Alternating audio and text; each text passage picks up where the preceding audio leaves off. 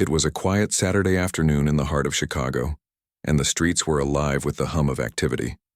People bustled in and out of shops, their arms laden with bags, while children laughed as they chased each other around park benches. Among the crowd was Maya Johnson, a 28-year-old woman with a warm smile and an air of quiet confidence. She had just stepped out of one of the city's most luxurious department stores, her purchase, a designer scarf for her mother's upcoming birthday, tucked neatly into a glossy shopping bag. Maya loved moments like these where life felt simple and uncomplicated. Growing up in a modest neighborhood on the south side of Chicago, she had always dreamed of breaking barriers and making a difference, and she had done exactly that. Though no one looking at her would guess it, Maya wasn't just another face in the crowd. Beneath her casual jeans and jacket outfit lay a secret that even her closest friends rarely spoke about. Maya was an undercover FBI agent. For years, she had worked tirelessly to dismantle organized crime networks operating within the city. Her job required her to blend seamlessly into any environment, which meant keeping her true identity hidden from the world. As she strolled along the sidewalk, enjoying the crisp autumn breeze, Maya noticed two police officers approaching her. At first, she thought nothing of it. They were likely patrolling the area as usual. But then, without warning, one of them stepped directly in her path, his expression hard and unyielding. "Ma'am, can we have a word with you?" he asked, his tone clipped and accusatory. Startled, Maya stopped in her tracks. "Of course," she replied politely, wondering what could possibly be wrong. The second officer moved closer, his eyes scanning her suspiciously. "We received a report that you might not have paid for some items inside the store," the first officer continued, gesturing vaguely toward the shopping bag in her hand. Maya blinked, taken aback by the accusation. "I'm sorry, but I did pay for everything," she said calmly, holding up the receipt she had tucked into the bag. "You can check if you'd like." Instead of accepting her explanation, the officers exchanged skeptical glances. One of them muttered something under his breath that sounded suspiciously like, "People like her always say that." The comment hit Maya like a punch to the gut. People like her. It was a phrase she had heard far too often in her life, a reminder of the stereotypes people clung to based on the color of her skin. She took a deep breath, refusing to let anger cloud her judgment. "I understand you're doing your job," she said evenly, "but I assure you, there's been a mistake. I'm happy to cooperate fully." Despite her calm demeanor, the officers seemed unwilling to listen. They demanded she accompany them back to the store for further questioning.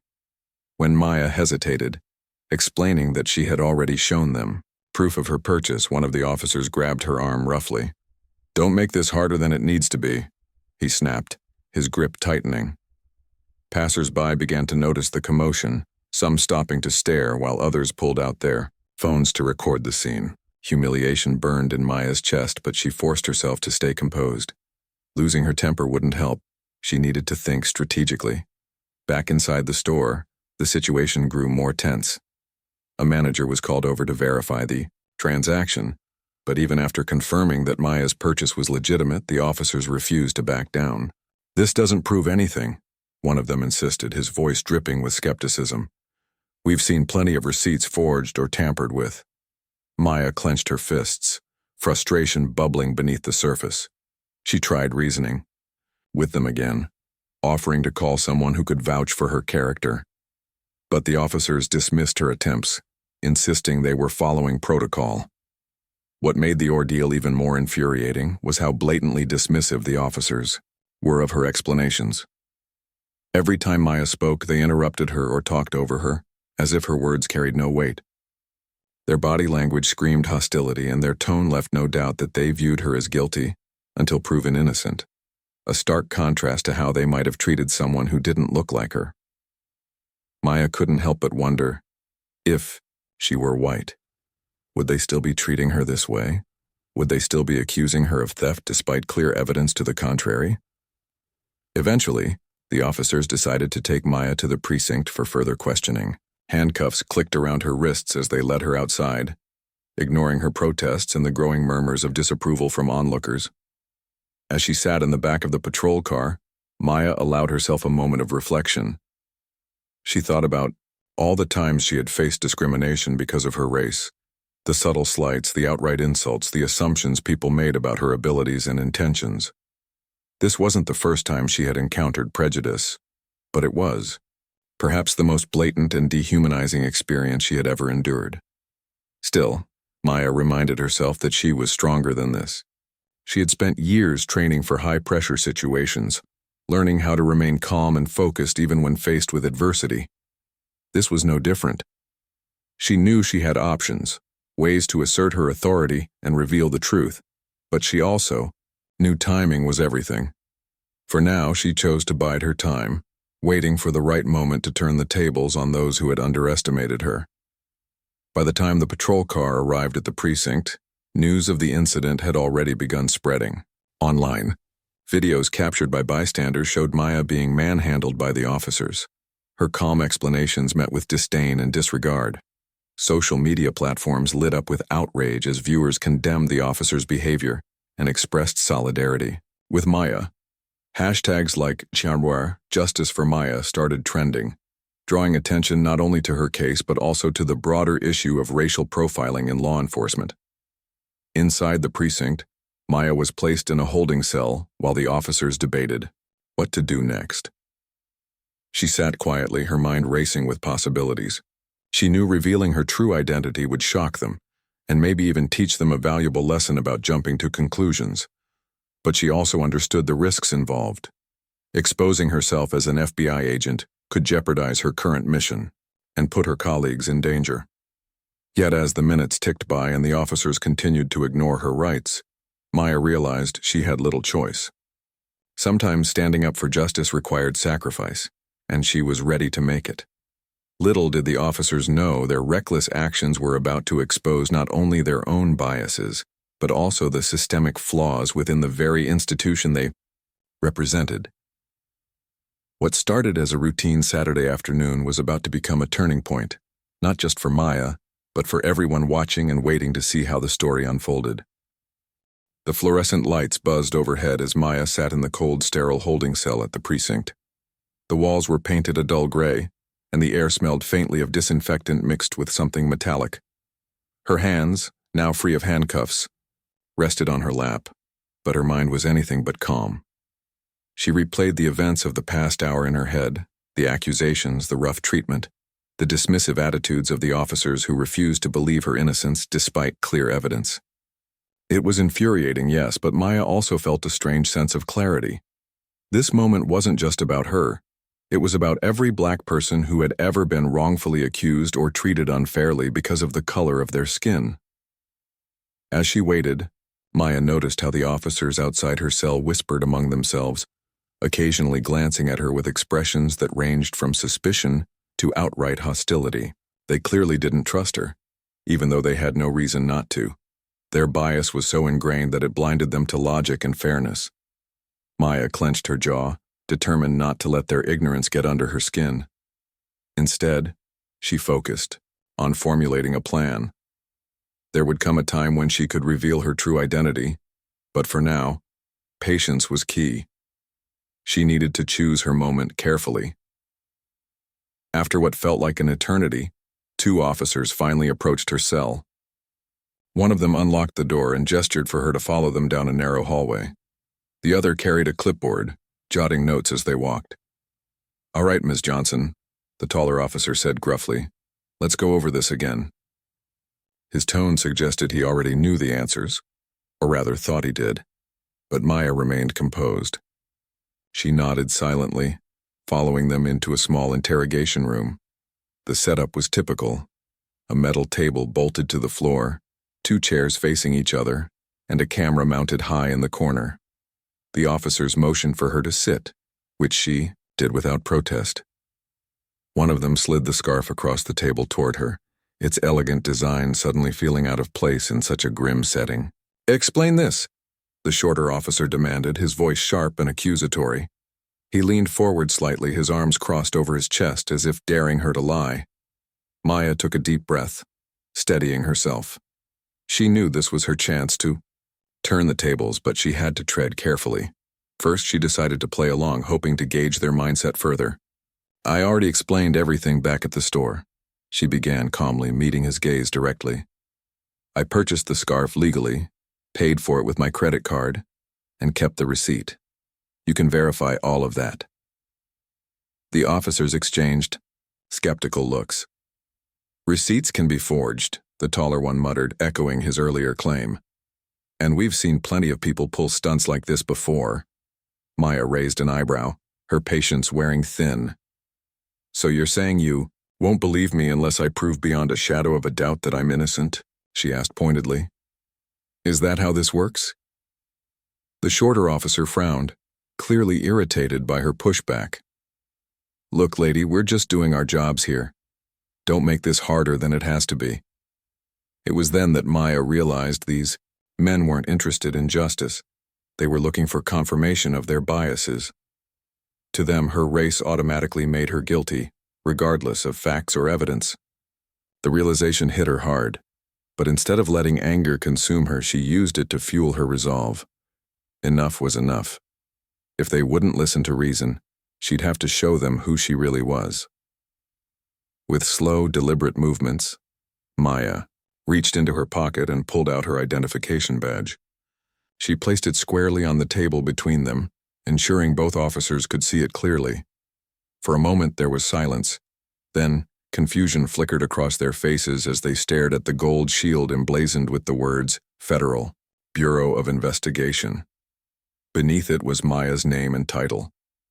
Special Agent Maya Johnson. One of the officers scoffed nervously. "What is this? Some kind of joke?" he asked, though his voice wavered slightly. The other leaned closer, squinting at the badge. "This isn't real," he insisted, though doubt was creeping into his tone. Maya folded her arms across her chest, her expression unreadable. "Does it look fake to you?" she asked coolly. When neither man responded, she continued. "You accused me of theft based on nothing more than your assumptions about me. Now imagine how embarrassing it will be for you when my superiors hear about this, and trust me, they will."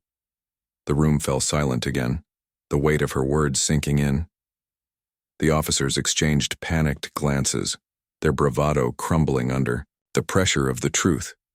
One of them quickly grabbed his radio and called for their captain, while the other fumbled with his phone, likely trying to figure out whether the badge was legitimate. Within minutes, a higher-ranking officer burst into the room, his face flushed with anxiety. By then, Maya had already contacted her superior via a secure line, explaining the situation and requesting immediate verification of her status. When the department received confirmation that Maya was indeed an undercover FBI agent, chaos erupted. The officers scrambled to apologize, their earlier arrogance replaced by sheer panic. "Agent Johnson, we had no idea." One of them stammered, his voice trembling. "We were just following procedure." Maya cut him off with a steely glare. "Procedure? Is that what you call racially profiling someone and throwing them in a holding cell without cause? Because if that's your definition of procedure, then your system needs serious reform." Her words hung heavy in the air, leaving the officers visibly shaken. They offered profuse apologies, promising to rectify the situation immediately. But Maya wasn't interested in empty platitudes. She knew their fear stemmed less from genuine remorse and more from the potential consequences of their actions. Still, she allowed them to escort her out of the precinct, knowing full well that the fallout from this incident was far from over. Outside, the scene was chaotic.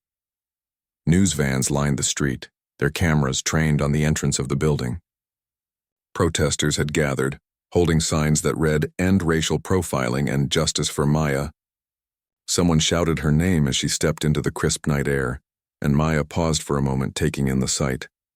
She hadn't expected this kind of attention, but part of her understood why it was happening. People were tired of being dismissed, of being treated as guilty until proven innocent, simply because of the color of their skin. Her story had struck a nerve, and she couldn't ignore the responsibility that came with it. As reporters swarmed around her, firing questions about her ordeal, Maya held up a hand to quiet them.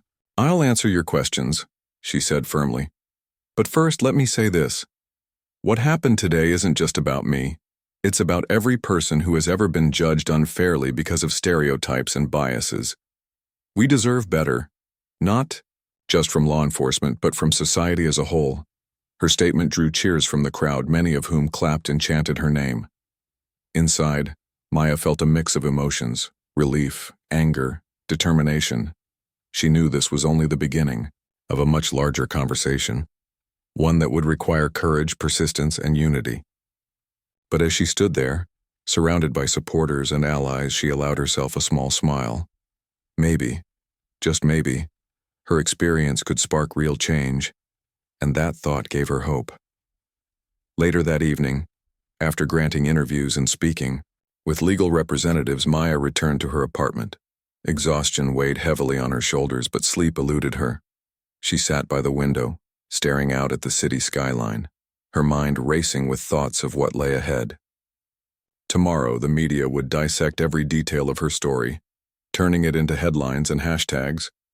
Lawmakers would debate policy changes, activists would rally for justice, and ordinary citizens would share their own experiences of discrimination. Through it all, Maya knew she had a role to play, a responsibility to use her platform wisely. But for now, she let herself rest, if only briefly. The battle was far from over, but tonight she allowed herself to feel proud of standing up against injustice.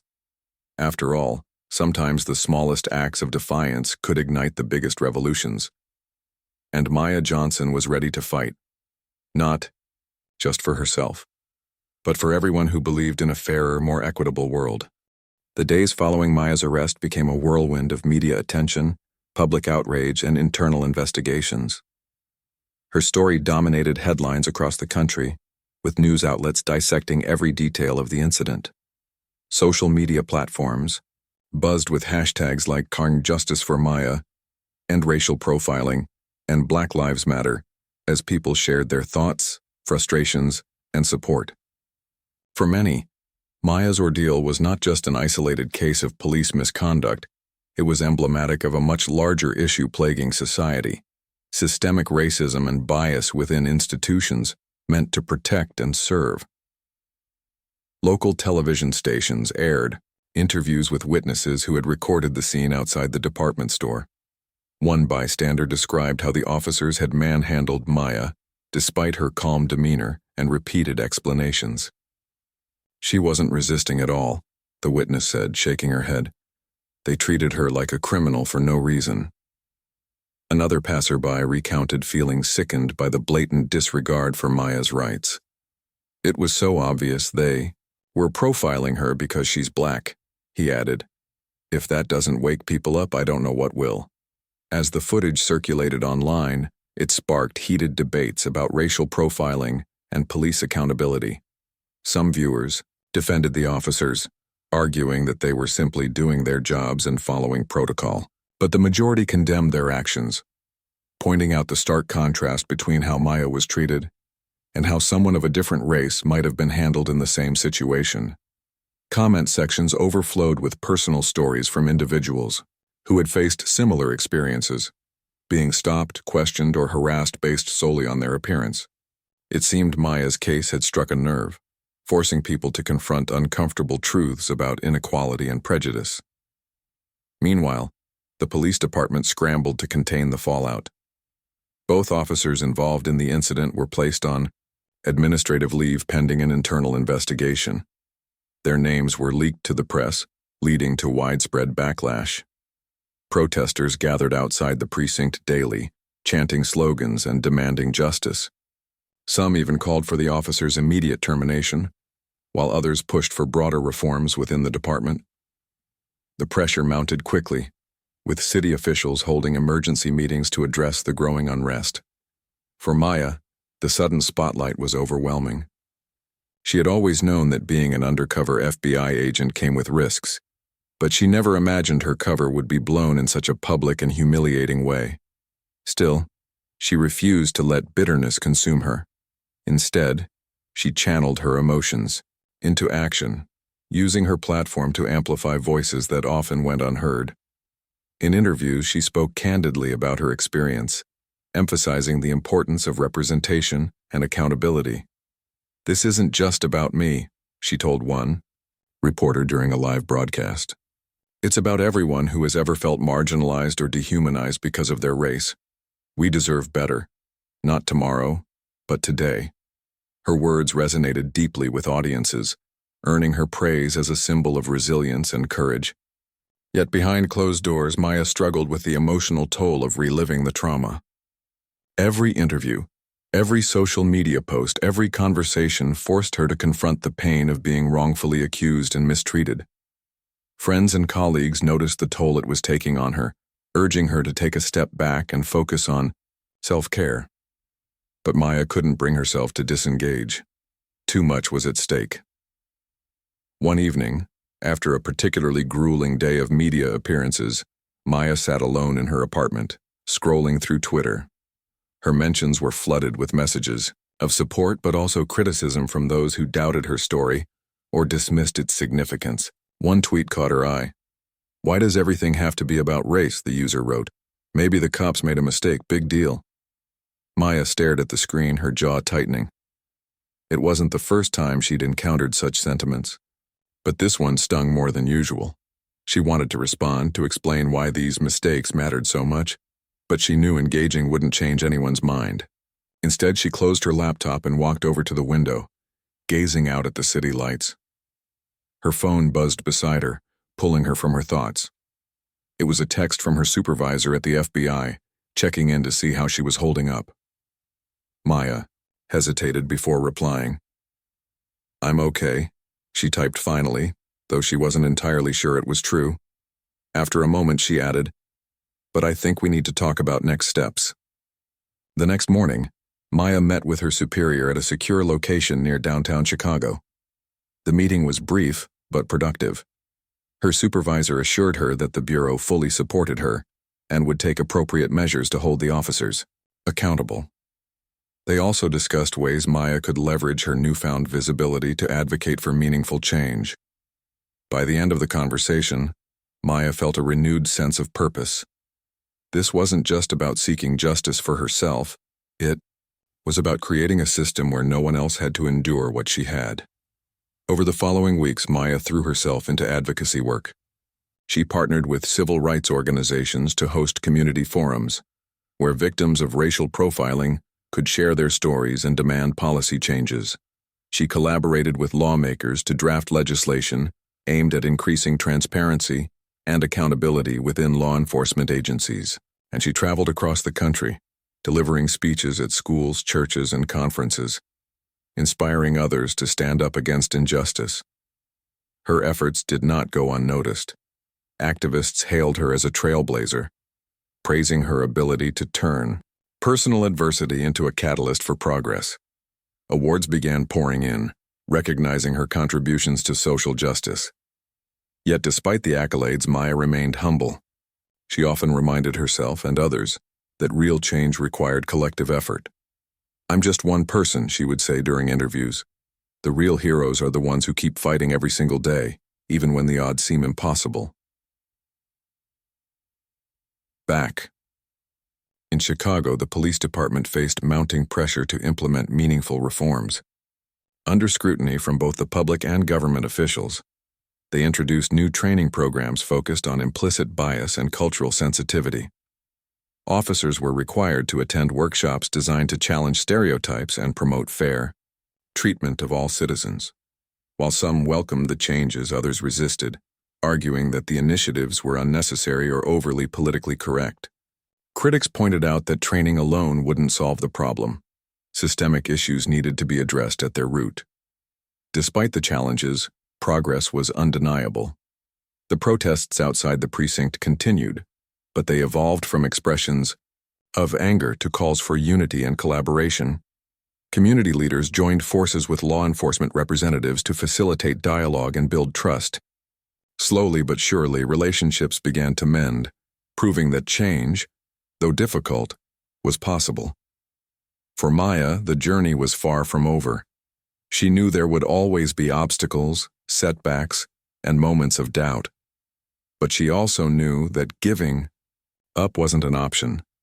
Each victory, no matter how small, brought her closer to the world she envisioned, one where everyone was treated with dignity and respect, regardless of their race, gender, or background.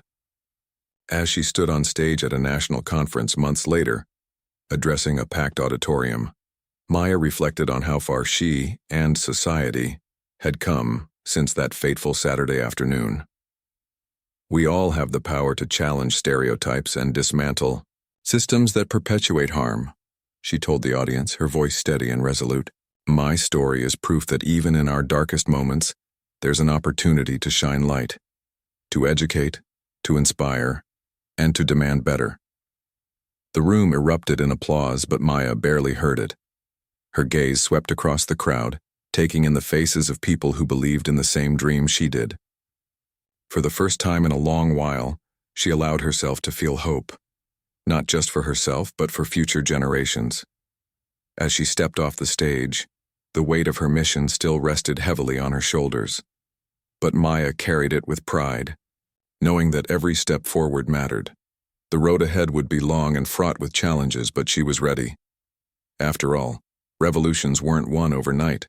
They were built brick by brick, moment by moment, until the walls of injustice crumbled under the weight of truth and determination.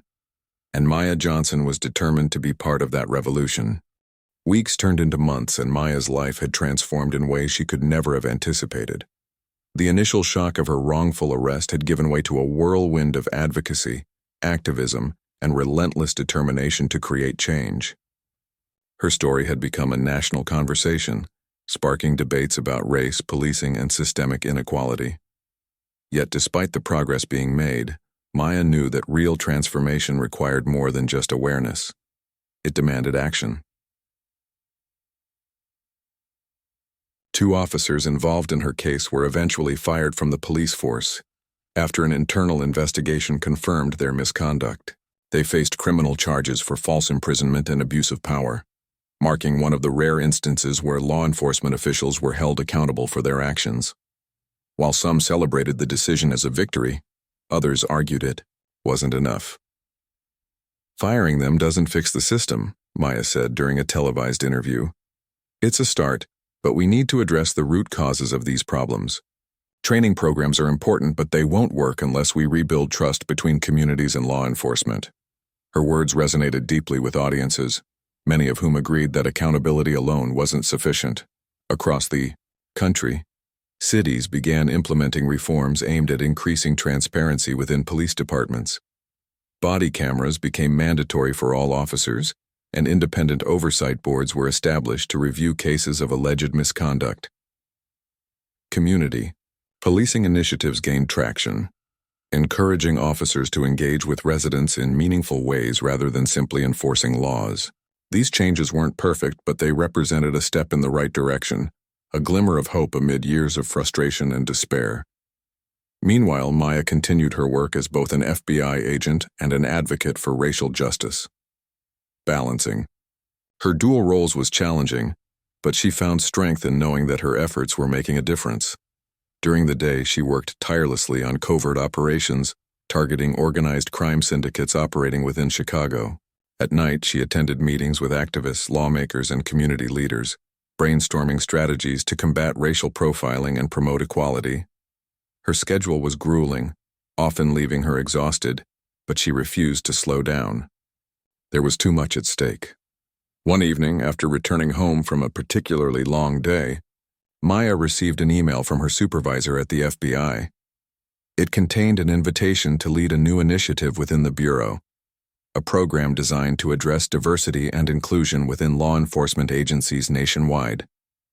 The project would involve training sessions, workshops, and collaborative efforts with grassroots organizations to foster understanding and reduce bias. Maya read the message twice, her heart racing with excitement. This was exactly the kind of opportunity she had been waiting for, a chance to effect change on a larger scale. She accepted the offer without hesitation, throwing herself into the project with characteristic passion and dedication. Over the next several months, Maya traveled extensively, visiting police departments, sheriff's offices, and federal agencies across the country. She delivered powerful speeches, sharing her personal experiences and urging officers to confront their own biases. "We all carry stereotypes," she told a group of cadets during one training session. "The key is recognizing them and refusing to let them dictate our actions." Her approach was refreshingly honest yet compassionate, earning her respect even from skeptics who initially resisted the idea of reform. One veteran officer admitted to Maya that he had once dismissed such initiatives as unnecessary, but hearing her story changed his perspective. "You made me realize how easy it is to fall into patterns of thinking that hurt people," he confessed. "I don't want to be part of that anymore." As word of Maya's work spread, so did her influence. She became a sought-after speaker, invited to address conferences, universities, and corporate events. Her presence commanded attention, not because of her title or accomplishments, but because of her authenticity. She spoke not as someone removed from the issues, but as someone who had lived through them, survived them, and emerged stronger because of them. Audiences hung on her every word, inspired by her resilience and unwavering commitment to justice. But Maya didn't stop there. Recognizing the need for sustained advocacy beyond her individual efforts, she founded an organization called Breaking Barriers. Its mission was simple yet profound: to support victims of racial profiling and empower marginalized communities to demand accountability and equity. Through partnerships with local activists, legal experts, and influential figures, the program quickly gained momentum. Within months, it had chapters in major cities across the United States, each working to amplify voices that had long been silenced. Maya poured her energy into growing Breaking Barriers, ensuring it remained true to its core values.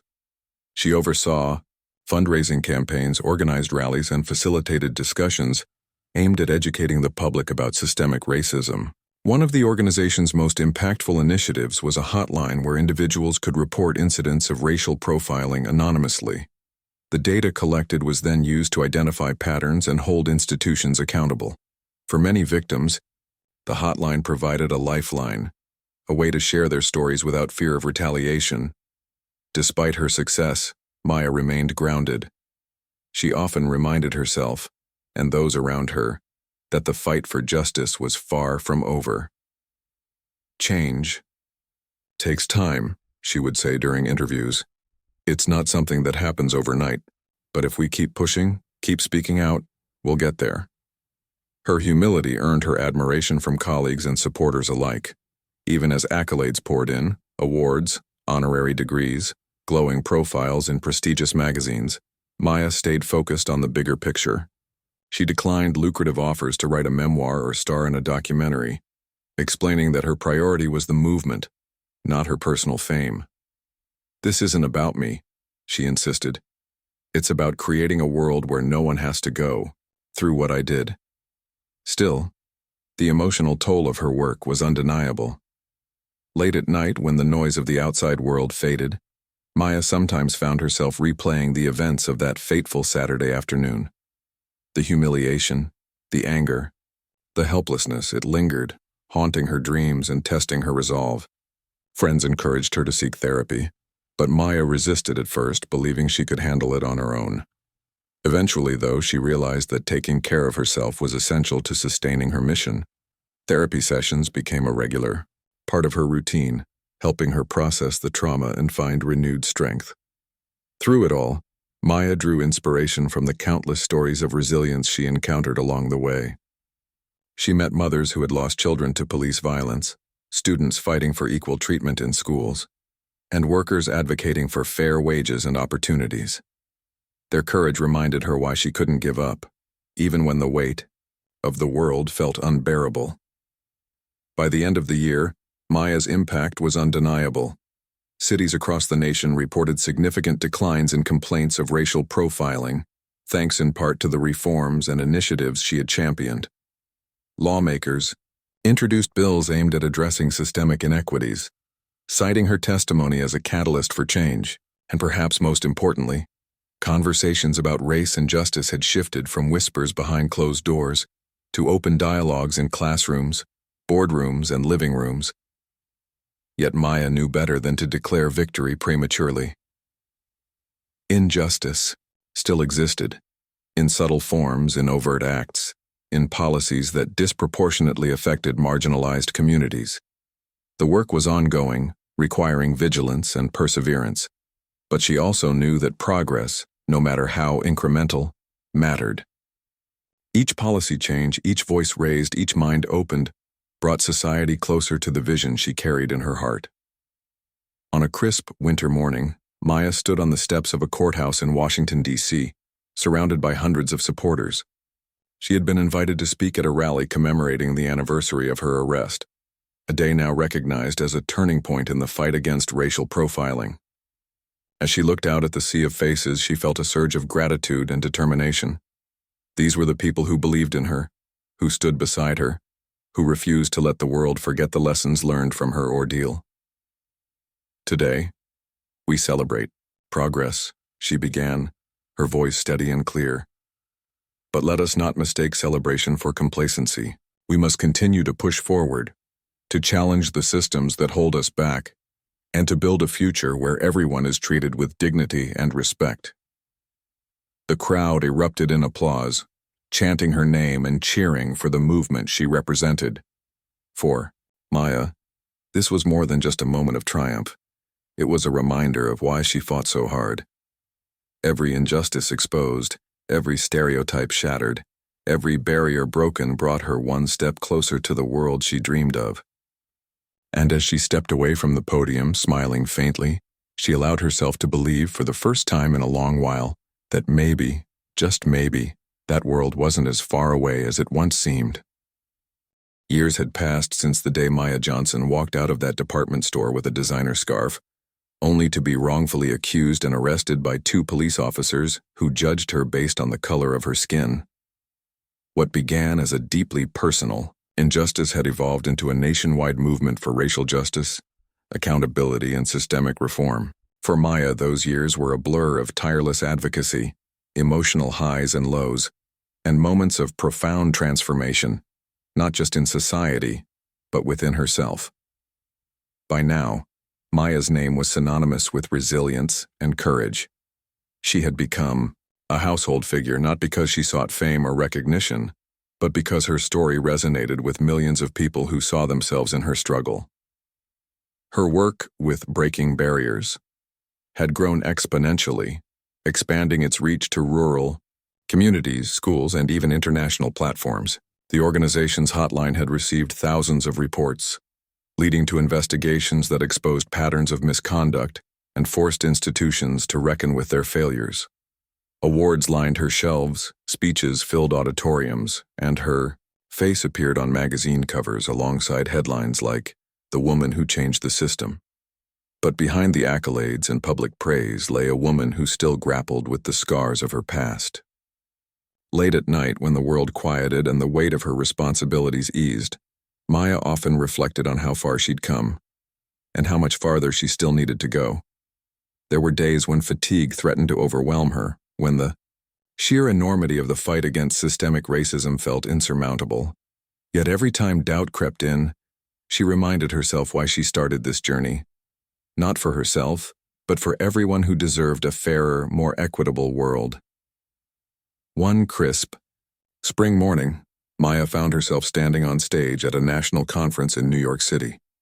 The event, titled Justice Redefined, brought together activists, policymakers, academics, and community leaders to discuss progress made and challenges ahead.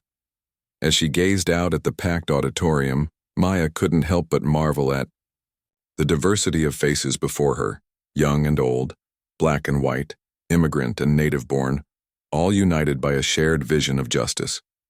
It was a stark contrast to the hostility she had faced during her darkest hour, and it filled her with hope.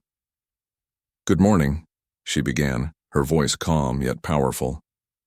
"When I stepped onto this stage today, I thought about where I was 5 years ago. I was sitting in a holding cell, angry and humiliated, wondering if anyone would ever believe my truth. Back then, I never imagined I'd be here speaking to all of you about the possibility of change." A murmur of agreement rippled through the crowd, and Maya paused, letting her words sink in. "But let me be clear. This isn't my story alone. It's the story of every person who has ever been told they don't belong, that their voice doesn't matter, that their humanity is up for debate. My arrest wasn't an isolated incident, it was a symptom of a much larger problem. And while we've made strides since then, our work is far from finished. Maya went on to outline the progress achieved over the years. Police departments across the country had adopted stricter accountability measures, including mandatory body cameras, independent review boards, and de-escalation training programs. Laws aimed at reducing racial profiling had been enacted in several states thanks in part to the advocacy efforts of organizations like Breaking Barriers. Schools had begun incorporating lessons on systemic racism into their curriculums, ensuring future generations understood the importance of equity and inclusion. Even corporations had started examining their hiring practices and workplace cultures, striving to create environments where everyone felt valued and respected. Yet, Maya emphasized, these victories were not reasons to rest. We can't celebrate too soon, she warned. For every policy change, there are still biases entrenched in our systems. For every life saved, there are others lost to injustice. We must remain vigilant. We must continue to hold ourselves and each other accountable. Her speech struck a chord with the audience, many of whom rose to their feet in applause.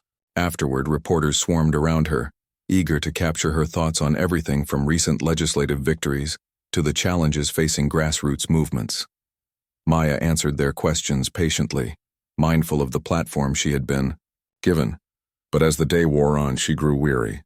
The constant attention, while necessary, sometimes felt suffocating. She longed for moments of solitude, where she could simply exist without carrying the weight of expectations. That evening, after returning to her hotel room, Maya sat by the window, staring out at the glittering Manhattan skyline. Her phone buzzed, incessantly with notifications, but she ignored them, choosing instead to savor the quiet. She thought about the people who had supported her along the way, her family, her colleagues, the strangers who had rallied behind her cause. She also thought about those who doubted her, dismissed her, or outright opposed her efforts. Their skepticism had once fueled her anger, but now it served as motivation to prove them wrong. As the hours passed, Maya allowed herself to dream, not just about the present, but about the future. She envisioned a world where children grew up believing in their potential, regardless of their race or background. A world where law enforcement served as protectors rather than enforcers, earning trust through action rather than empty promises. A world where stories like hers became relics of the past, studied in history books as examples of how far humanity had come. The next morning, Maya boarded a flight back to Chicago, ready to dive back into her work. Upon arriving home, she was greeted by a surprise, a letter from one of the officers involved in her wrongful arrest. The man, whose career had ended in disgrace, wrote to express his remorse. "I know sorry isn't enough," he admitted, "but I want you to know that your story changed me. It made me realize how wrong I was, and how much harm I caused. I hope someday you can forgive me." Maya read the letter several times, her emotions swirling between anger, sadness, and compassion. Forgiveness wasn't easy, especially when the wounds ran so deep. But as she folded the paper and placed it in a drawer, she realized something important. Forgiveness wasn't about excusing bad behavior. It was about freeing herself from the burden of resentment. And maybe, just maybe, this officer's acknowledgement of his mistakes was a sign of genuine growth. In the months that followed, Maya continued to push forward, balancing her roles as an FBI agent, advocate, and leader of Breaking Barriers. She traveled extensively, meeting with activists in underserved communities and collaborating with global organizations to address racial injustice on an international scale. Her advocacy extended beyond policing, encompassing issues like healthcare disparities, educational inequities, and economic inequality. Everywhere she went, she carried the same message: change starts with us. It starts with having difficult conversations, challenging our assumptions, and refusing to accept the status quo. Despite the demands of her work, Maya carved out time for herself, prioritizing self-care and reconnecting with loved ones. She rekindled old friendships, spent weekends hiking in nature, and rediscovered hobbies she had neglected during the busiest years of her advocacy. These moments of joy reminded her that life was about more than fighting battles. It was about finding beauty in the everyday. On a sunny afternoon in late summer, Maya returned to the very department store where her ordeal had begun. She walked through the aisles, browsing the displays of scarves and handbags, feeling a sense of closure wash over her. When she reached the checkout counter, the cashier greeted her warmly. "Have a great day," the young woman said as she handed Maya her bag. Smiling, Maya replied, "You too." As she stepped outside, the city buzzed around her, alive with energy and possibility. She glanced down at the scarf in her hand, the same brand she had purchased all those years ago, and felt a surge of pride. Her journey had been long and arduous, marked by pain and triumph alike, but it had also been worth it. Through her strength, perseverance, and unwavering belief in justice, Maya had not only reclaimed her dignity, but had inspired countless others to do the same. Standing there, surrounded by the sights and sounds of a city in motion, Maya allowed herself a moment of peace. The road ahead would undoubtedly have its challenges, but she was ready. She had faced adversity before, and she knew she could face it again, because in her heart, she carried a truth that no amount of hatred or bias could ever extinguish. The power to create change lies within each of us. And as long as there were people willing to stand up, speak out, and demand better, the world would keep moving toward a brighter, more just future.